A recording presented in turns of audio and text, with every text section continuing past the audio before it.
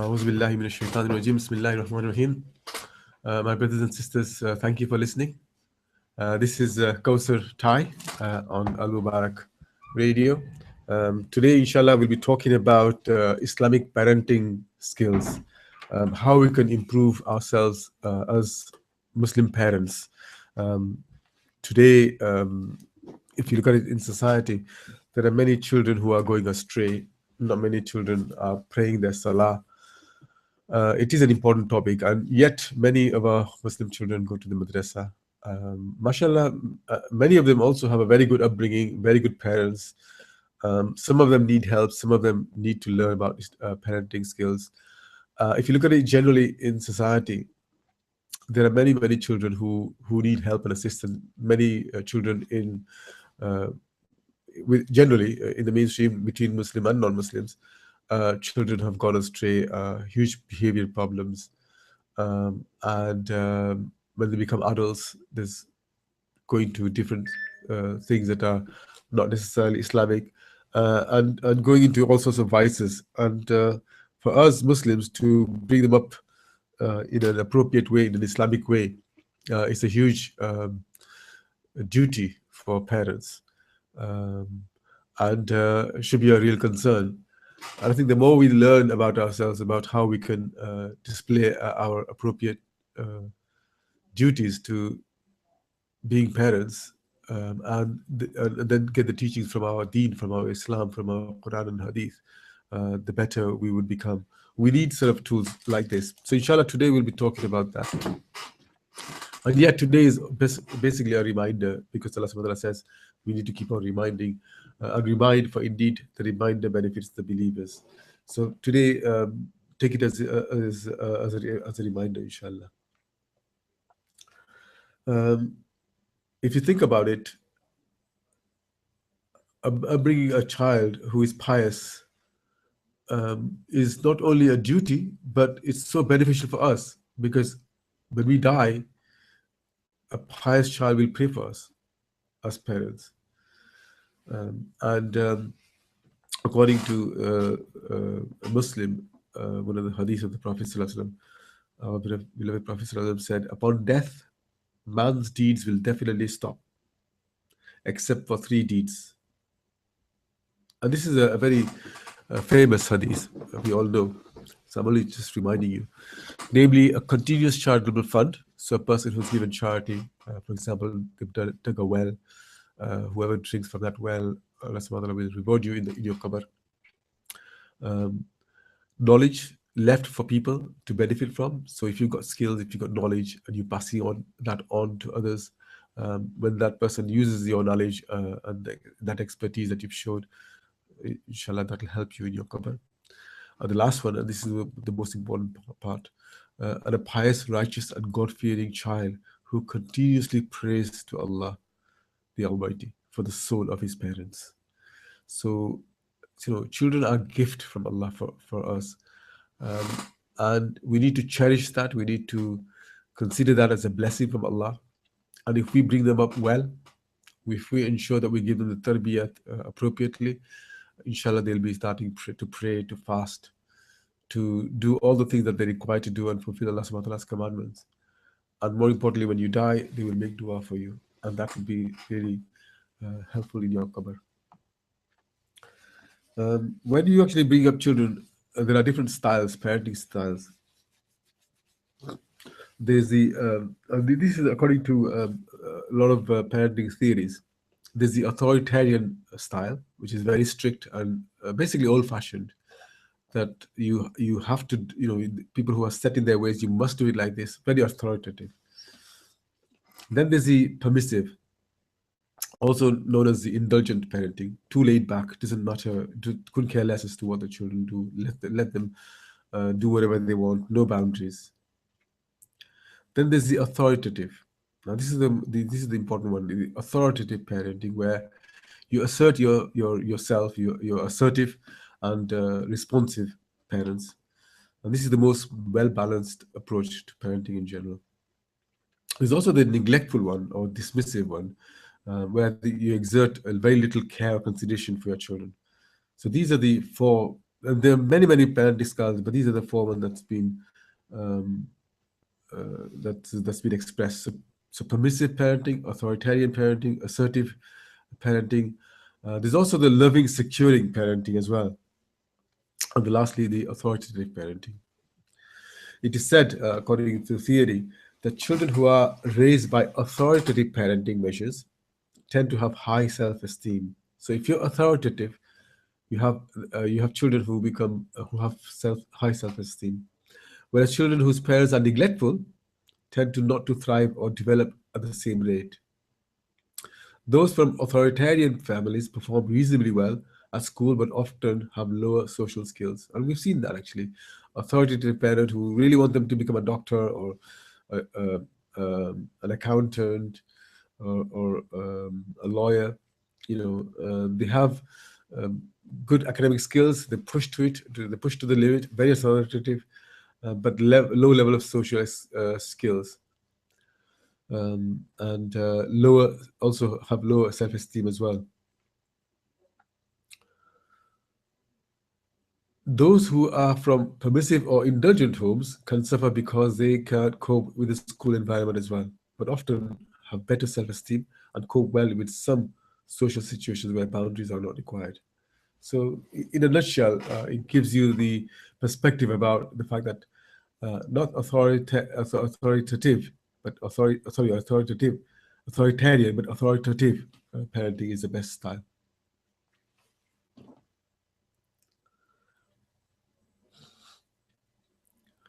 According to psychologist Diane Beaumont, children of authoritative parents tend to have a happier dispositions. So remember, not authoritarian, but authoritative. They have happier dispositions, have good emotional control and regulation, develop good social skills, are self-confident about their abilities to learn new skills. So this is quite important to understand.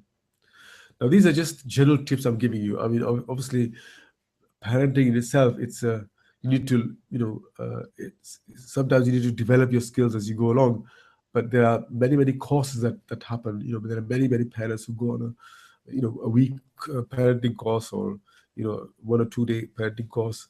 So I'm going to give you the tip of the iceberg, just general tips, inshallah.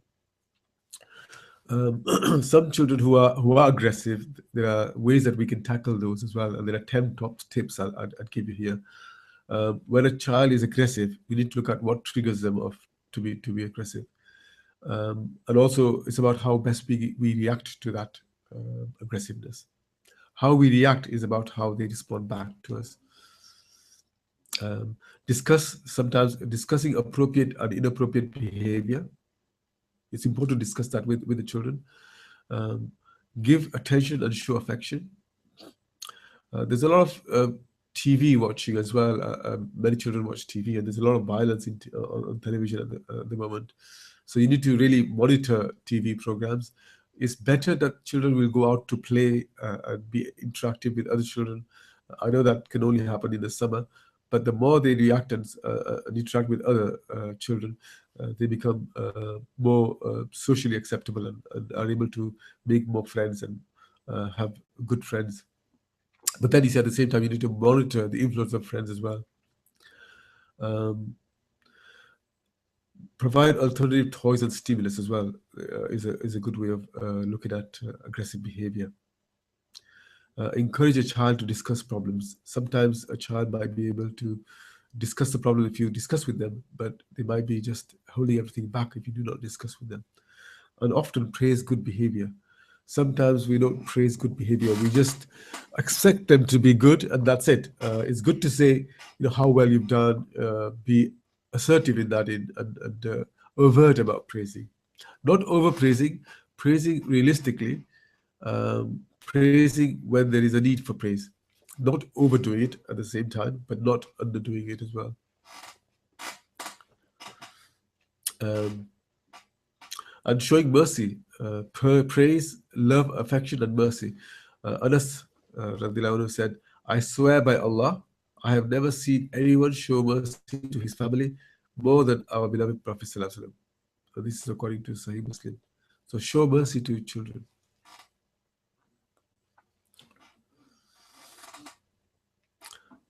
If you look at how our Prophet ﷺ dealt with children, there are many, many good examples, and some of them I'll mention here. When Al Hassan, the Prophet's grandson, came running into the Prophet's room and jumped down in front of him, the Prophet ﷺ just embraced him and kissed him and said, "Oh Allah, love him and love those who love him." And this is according to Sahih al Bukhari. So the Prophet ﷺ embraced him and kissed him. Some parents don't do this, and it's something that we need to learn that this is quite important. Some fathers don't do this, and this is our beloved Prophet ﷺ doing this. So showing mercy through love and affection by kissing your children or your grandchildren. If we look at the specific aspects around Islamic parenting, there are three T's that I need to consider here. Firstly, taqwa, which is the consciousness of cultivating a strong spiritual connection to Allah. I mean, taqwa is important for all of us. It's about having the sense of ourselves that Allah is always watching us, having to that highest level of taqwa. Tarbiyah, which is to nourish and cultivate good character and live by ethical principles. So giving tarbiyah, nourishing, cultivating good character. Now, we need to practice what we preach as well. There's no point in teaching this and giving tarbiyah to your children if you don't practice it yourself.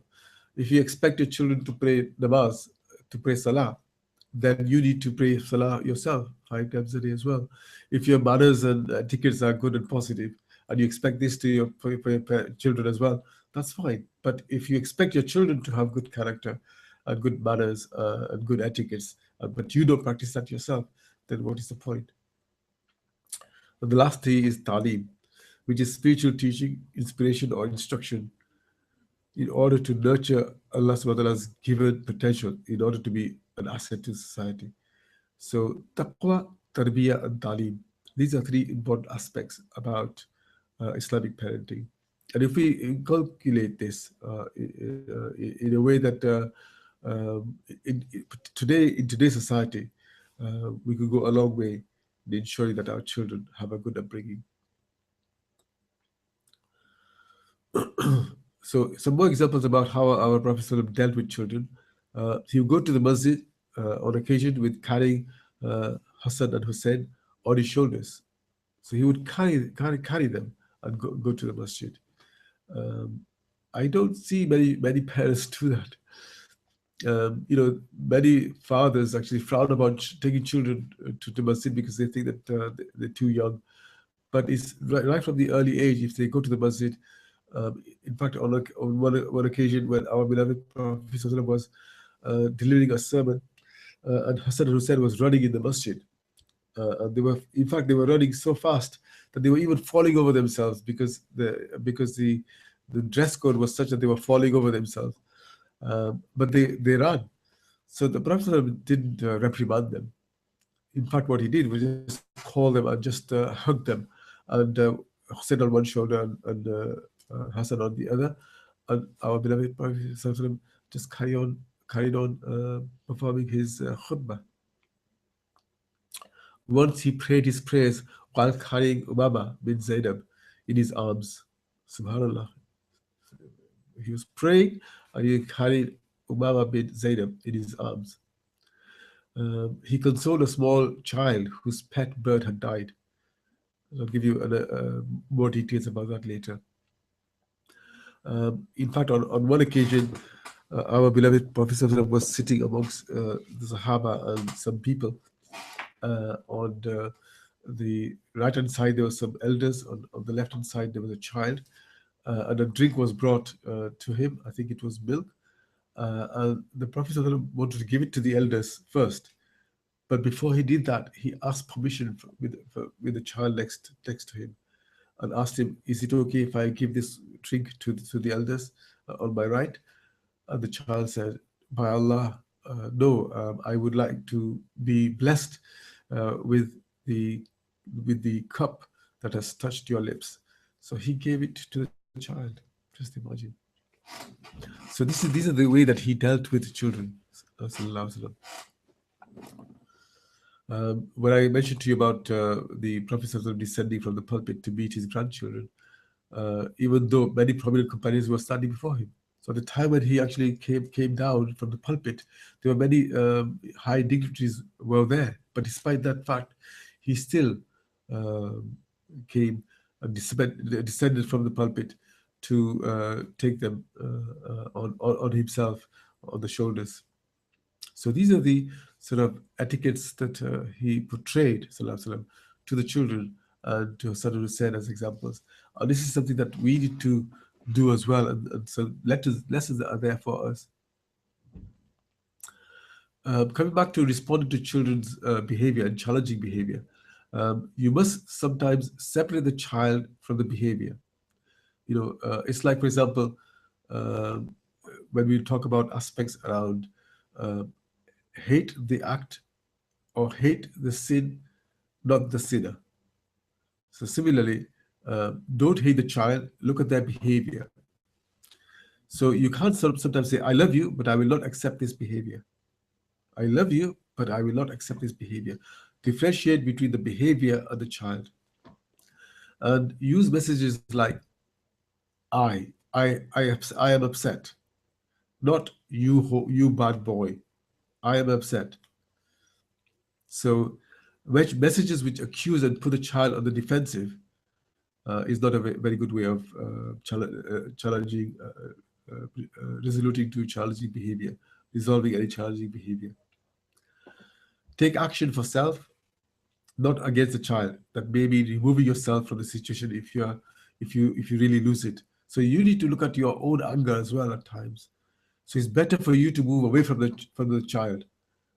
If you experience child's aggressive behavior or challenging behavior, it's better if you're not able to respond calmly to move away from it yourself and then come back to it and then respond appropriately. So it's important that we respond calmly. It's always good to stay calm, stay separate from the behavior by remembering not to personalize the behavior and not to get into the conflict yourself. And try to act from the place of understanding by talking with the child, not at the child. So talk through the situation, talk through the problem, not talk at the child, talk with the child. Um, Correct the behavior. That's quite important. You must correct the behavior, but not the child, and do not overpunish. So there's no point in correcting the child, correcting the behavior of the child. That's quite important. And do not overpunish. It needs to be proportionate. So a naughty corner or whatever it might be, hitting the child is one of the things that you should not do. Our beloved Prophet never hit any children or anybody for that matter. So there's a lesson for us to be had here. When we see sometimes parents hitting their children or in schools in some parts of the world, it's not an appropriate action that one should take uh, to punish your children. And lastly, do not break relationship with your children. It's very, very important. And often looking at issues around the W's. Why is the behavior happening? What's the root problem? What's the root cause of the aggressive behavior or the bad behavior? What's going on in my child? What's happening to him? Where is it happening? Who is it happening with? So these are the questions that we need to ask first. Where is it happening? Where is it taking place? Are we listening to all these questions? Are we listening to all these W's? And why the defensive response? When you get to the bottom of the situation, you understand why your child is acting in an aggressive behavior or in inappropriate behavior. So the whys are very, very important. Oh, sorry, the W's are very, very important. Looking at coping with bad behavior, our Prophet, as I said, never ever struck his wife or servant or child for that matter. He never did that in his life. So therefore, if we do that, then we are contradicting to the Sunnah. In fact, we are committing a sin. So do not hit your children. So it's better to seek solution for the cause of the anger rather than remedying the anger. So find the cause of the anger rather than remedying the anger. and always have self-restraint by being calm. Um, when we're talking to our children, we must use soft tone. Your words only count for 7% of what you have to say. 35% is tonality, the tone that you use, and the rest of it is body language through your facial expression and your body language in general. So the use of the soft tone is the Prophet Sallallahu Alaihi Wasallam style, is the style of the Prophet Sallallahu Alaihi Wasallam. Don't expect a child to behave like an adult. That's quite important as well. A child is still, after all, a child, depending on the age. And lastly, you must exercise a lot of patience. We always required to exercise patience. And your response should always be proportionate to the actions. Be imposed as soon as impose it as soon as practically possible, and fully explain to the child. There's no point in lashing out at something or reprimanding a child, whichever way that you do it, without the child knowing about it. You must explain to them why you're putting them in the naughty corner. They must reflect and ponder their mistake or their bad behavior. They need to appreciate that. They need to acknowledge as to why they've been put in the naughty corner or whatever sanction that you impose upon them. Dealing with children who display negative or challenging behaviors, there are other strategies as well. Time out from activity, for example. So if they are enjoy playing an activity or uh, watching a cartoon program, they enjoy that. Sometimes you could delay that and say, look, you will not have that unless you rectify the problem or unless they behave in a way that you want them to behave for a specific certain moment in time. So in terms of dealing with different ways, is there's timeout, there's reparation, which is the active process of making amends. There's restitution, act of giving something back. There's behavioral reinforcement, that's rewards for good behavior, consequences for negative behavior. I'm not very happy with rewards for good behavior. It's like, for example, some parents will say, I'll give you £1 if you do the hoovering today. And that then creates a transactional relationship with your child. So if you do this, I'll pay you. Or if you do this, I will do this for you. They need to be inculcated in them about the fact that they have to do the hoovering or they are required to do the household chores or certain tasks that they're capable of doing depending on their age. So and sometimes the more tasks they do for themselves, putting the toast on and putting the butter on their toast, ironing, depending on the age, 13, 14, 15 year olds, they need to do their own ironing. So there are certain things that they can do. Making an egg, for example, warming up the beans.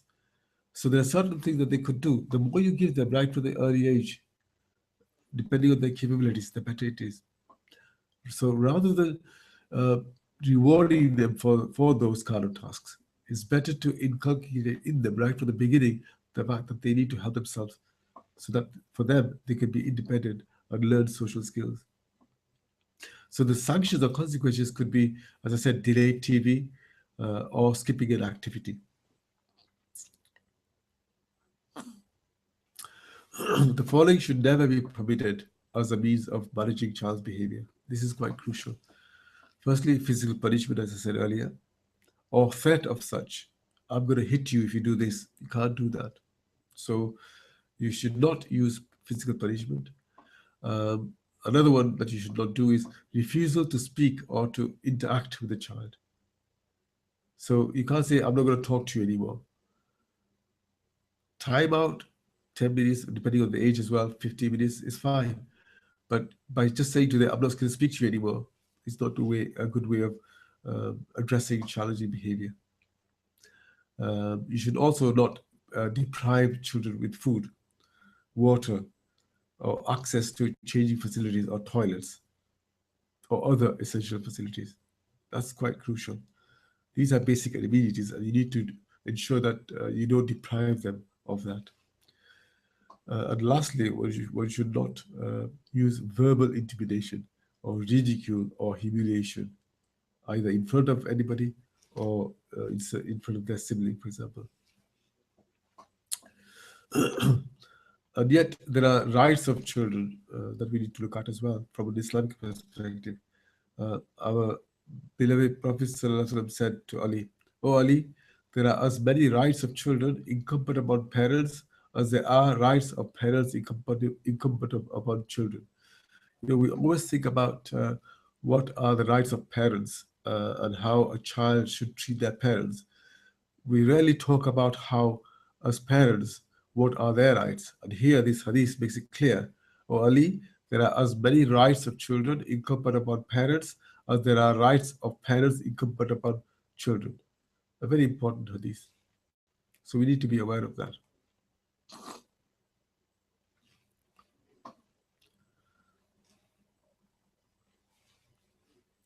And some examples of our Prophet ﷺ, how he dealt with children. One day, our beloved Prophet ﷺ was performing ablution, was doing wudu. And there came to him Muhammad bin al-Rabi, who was only 5 at that time. The Prophet ﷺ took some water in his mouth and jokingly blew it out on his face. So jokingly, he blew the water out of his mouth and sprayed it on the face of Muhammad bin al-Rabi, who was only 5 at that time. And this is according to Bukhari. So as a joke, this is what the Prophet ﷺ did. There were many, many examples like this. On one occasion, he jokingly said to Anas, "Oh, you, the possessor of 2 ears." Now, everyone has 2 ears. So he just jokingly said to Anas, "Oh, you, the possessor of 2 ears." So this is how he joked and had fun with children. And yet, as we know from this hadith, our beloved Prophet ﷺ said, every child is born in the fitra state. So every child is born in the innate nature to believe in the oneness of Allah. It is his parents that make him Jewish, Christian, or a fire worshipper. So this is quite important. A child is born on fitra, man's innate disposition of monotheism. His parents make him Jewish, Christian, or a fire worshipper. So we are already created to believe in the oneness of Allah. We are already in our hearts. Uh, our soul is yearning towards belief in the oneness of Allah. It's our socialization process. It's our upbringing from our parents that make us a Jew, a Christian, or a fire worshipper, according to uh, Sahih Bukhari and Muslim. So, in terms of the rights of children, if I just give you some examples here: right to live, right to have a good name, right to maintenance, right to basic education, right to be brought up according to Islam. These are basic children's rights. Right to live. The reason why this is mentioned is that before the advent of Islam, during the Jahiliyyah time, girls were buried alive. So the right to live is an important aspect in the children's rights according to Islam.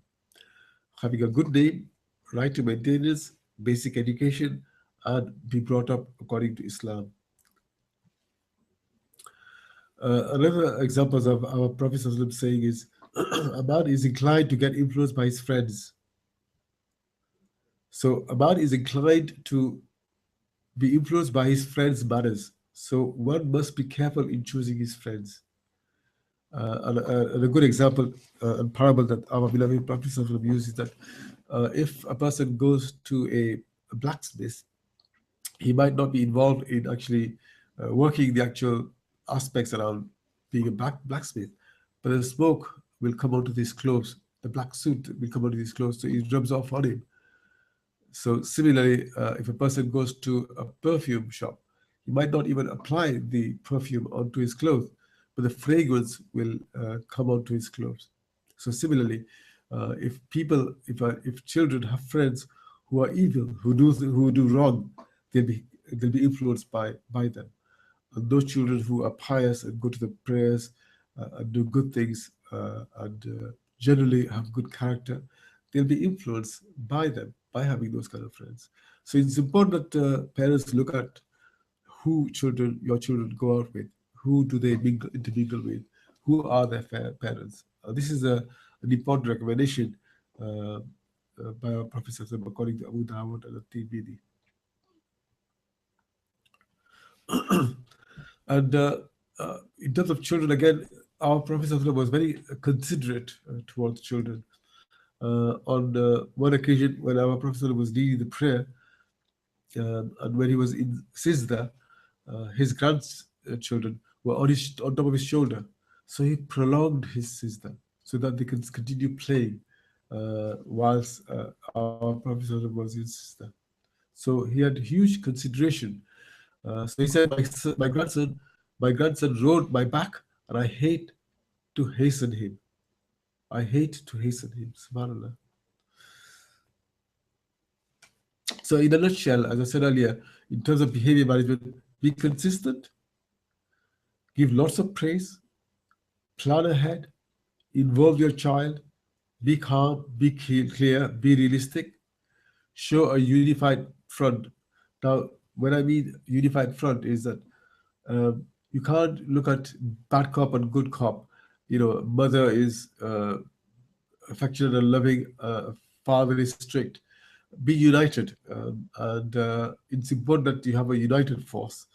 So both of you agree in terms of what you need to say to your child. You can't say one thing, one parent saying one thing to the child, and the other parent saying something else to the child, opposing views. And more importantly, also, the huge recommendation from our beloved Prophet Sallallahu about this is that if you, there's always ups and downs with husband and wife, as parents, leave that in the bedroom. When you come out, the children should not know that you had a brief quarrel there. Leave that aside in private, and try to resolve it yourselves, and not ensure that the children do not know about it. Encourage positive behavior. The more you encourage positive behavior, the better it will be for the children. Our beloved Prophet also said, each of you is a shepherd, and each of you is responsible for his flock. The leader is a shepherd and is responsible for his flock. A man is a shepherd of his family, and he is responsible for his flock. A woman is a shepherd in the house of her husband, and is responsible for her flock. A servant is a shepherd of his master's wealth, and is responsible for it. Each of you is a shepherd and is responsible for his flock. So, in a nutshell, each of you is a leader.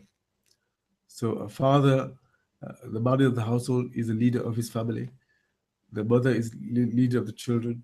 Even the servant is a leader of the assets of the master. So each one is a shepherd. Each one is a leader of his flock. And then another important learning that we can have from our beloved Prophet ﷺ is the 3 stages of development.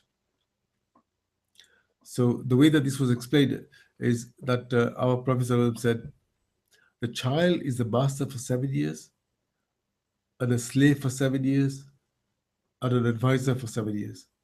So if he grows into good character within 21 years, well and good. Otherwise, leave him alone, because you have discharged your responsibility before Allah. So 0 to 7, 7 to 14, and 14 to 21. So our beloved Prophet ﷺ recommended how we bring them up in those 3 stages.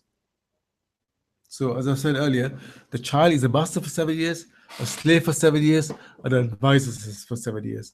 And at the age of 21, when you've discharged your responsibility, you leave them, and you have fulfilled you have discharged your responsibilities before Allah.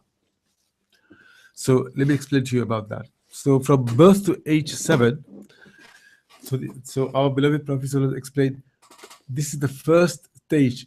This is a carefree period. The child is to be considered as a master of the parents.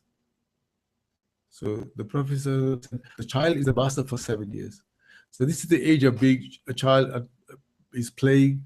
Here, he or she is not really fully ready for education through formal instruction. They're just playing, they're absorbing information, they're learning as well at the same time, but it's a time for play. So from 0 to 7, it's a carefree period, according to our beloved Prophet. So it doesn't mean that a child cannot grasp or understand anything. They do. A child is as I said, a sponge of learning. But it's a carefree period, according to the Prophet ﷺ. You let them play, and this is something that where you don't give them formal instruction or education as such. Then from 8 to 14, so this is the period that the Prophet ﷺ said the child is now a slave for the next 7 years. So from 8 to 14, our beloved Prophet ﷺ considered the child to be a slave for the next 7 years. Since this is the age when the child's mind can grasp logical reasoning and is developed for formal education, it's very important that the child not only be educated, but at the same time, he or she should be raised with proper Islamic ethics. So this is a period of learning, training, taking instructions, education. And if you look at it by default, it makes sense because this is the age that a child goes to school. And this is where they actually study for their 11 plus and for their GCSEs as well. The formal education comes into play. But then after 15, so 15 to 21, this is where our beloved Prophet ﷺ described the stages of upbringing as follows. The child is an advisor for the next 7 years. At this age of 14, 15 and up, a Muslim child is expected to become a responsible teenager. Therefore, the Prophet ﷺ said, the parents should now treat him or her more like a friend than a slave. Subhanallah. So this is, if you've brought them up well from 0 to 14, from 15 onwards, you treat them more of a friend than a slave. You treat them as your friend, as an advisor. Just imagine. And this is something that quite an important lesson for us to learn about this. This is the time when you perhaps want to play tennis with your child, go swimming, whatever it might be. Spend time with them, playing with them, to be friends with them. And I've seen, mashallah, good parents who've done this children have become have been of good character and become very pious. So these are the 3 stages. So at the age of 21, this is where the parents' responsibility ends. So the parents' responsibility towards their children comes to an end. If anyone brings up their children based on Islamic values, the child surely will be of good nature and a delight for the hearts of the parents. And it is the child who in his turn will fulfill his or her obligations towards their parents. Subhanallah. So you've discharged your responsibility up to the age of 21. But doesn't mean that you let them go and that's it. You're still their friends. But in the eyes of Allah, you've discharged your responsibilities. So at the age of 7, when we are required to encourage our children to start praying, and at the age of 10, to strongly encourage them to start praying. But then it is even said that you can reprimand them at the age of 10. Now, that does not mean that you do that if you yourself is not praying. If the environment that you're living in the society, people are not praying, and then you expect your child to pray, it doesn't work. It's about where in the whole family, in your extended family, and you yourself are praying, and then you ask your child to do it. And then when you do that at the age of 7, and you strongly encourage them at the age of 10, by the will of Allah, with the mercy of Allah, they will pray because you're doing it as well, and you're making dua for your children too. Everything happens with the will of Allah. And this is quite an important lesson for us to learn. And showing mercy to your children and kissing them is quite important. There's very powerful hadith here. The Prophet ﷺ said, or rather, he kissed Hassan ibn Ali. So Al-Aqra ibn Habib said, I have 10 children and I have never kissed any of them. So when our beloved Prophet ﷺ saw, our beloved Prophet ﷺ kissed Hassan, Al-Aqra ibn Habis saw this and said, I have 10 children and I have never kissed any of them. SubhanAllah. And the Prophet ﷺ said, he who does not show mercy will not be shown mercy. He who does not show mercy will not be shown mercy. Will not be shown mercy by Allah. So therefore, we need to show mercy to our children by kissing them, by praising them, by giving them the affection that they need, particularly from 0 to 7. and also throughout the ages, but particularly in that age. And if we're not doing that, according to this hadith, then we will not be shown mercy.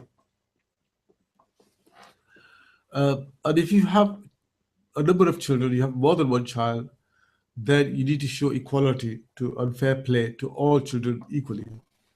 Al-Noman bin Bashir said, O Prophet of Allah, I have granted a servant to one of my children.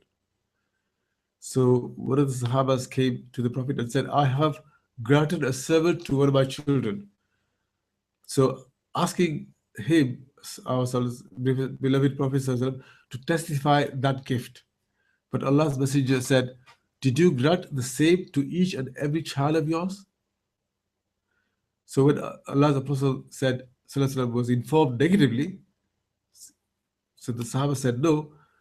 So our beloved Prophet ﷺ said, fear Allah, the Almighty, and be fair and just to all your children. Seek the testimony of another person other than me. I will not testify to an act of injustice. So he considered this as an act of injustice. We need to be equal to all children. Now, this is reported in Bukhari and Muslim. If we look at ourselves and about how we were brought up, we need to reflect on those as well. So we need to look at what were our happiest moments when we were in our childhood. What did I most appreciate about the way my parents brought me up? So these are things that we need to reflect as well about how we can use that for our children. What would I do differently to what my parents did? We need to reflect on that. What qualities do you appreciate most about my children? So these are the questions that you need to ask yourselves. When they grow up, what are your hopes for your children? What values and beliefs would you like to pass on to your children? What are the three biggest changes you would like to see in your relationship with your children? So these are the questions that you need to ask yourself as well to help you ascertain how you bring up your children. So in a nutshell, some important tips here. Listen more without interrupting, criticizing or advising. So listen more without criticizing, without interrupting, and without advising. Notice and praise all the little things that children do well. Sometimes you might think just be a menial thing that they might be doing. But if you praise them for that, they'll appreciate that, they'll acknowledge that, and they'll remember that. So the more you praise for even little things that they've done, they will appreciate that. Tell your children that you love them. You need to do that regularly. And I've experienced that myself, with my children. If you tell them that you love them, they'll respond positively. And you truly do love them, and you need to love them for the sake of Allah. So tell them that you love them every time that you come across them in an appropriate way, at least every night before you go to sleep. Give them more choices. Close choice where appropriate. So if you give them more choices, that's fine, but try to give them a close choice. So say, for example, you will have food. Do you want to have food after your shower or before the shower? So that's but they're going to have food. So there are certain things that you can make them with a close choice rather than say, do you want food or not want food? They're going to have food, but before shower or after shower. And give them full attention when they need it. Don't do things that you stop doing what you're doing. If you're reading a book or a magazine or you're talking to somebody, you're on the phone, put that aside and give full attention to your children when you need to give them that attention, so that appropriate communication can be had. And also often you need to get down to their level. There's no point in you standing high and your child is there, you're talking to them, wagging your finger as well at the same time. Have you done this? Have you eaten your food? Come down to their level. This is what our beloved Prophet did as well.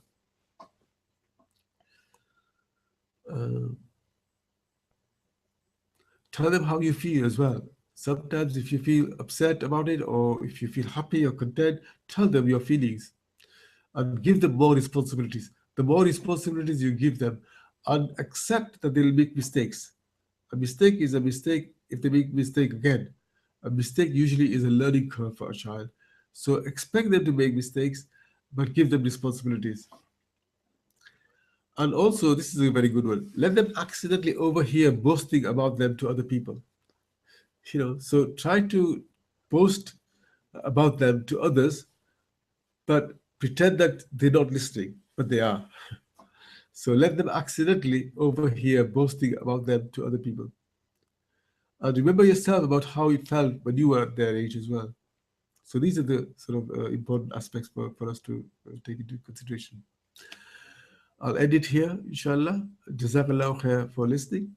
And may Allah accept us being good parents, and may Allah give us the ability to become good parents, so that one day when we pass away, our children are pious and they make dua for us when we are in our qabr. Jazakallah khair for listening. Assalamu alaikum wa rahmatullahi wa barakatuhu. Subhanallahi wa bihamdihi, subhanakallahumma wa bihamdika, nashhadu an la ilaha illa anta, nastaghfiruka wa atubu ilayk.